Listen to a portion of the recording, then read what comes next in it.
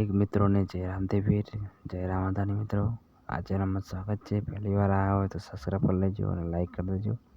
ચલો મિત્રો, આપણે હંસા પ્યોરે પિયાલા પ્રેમના આજે ભજન મોબાઈલમાં વગાડવાનું છે. મોબાઈલમાં વગાડવા માટે હાર્મોનિયમ એપ છે, એના માટે આપણે મોબાઈલમાં વગાડીશું. ચલો આપણે શરૂ કરીએ.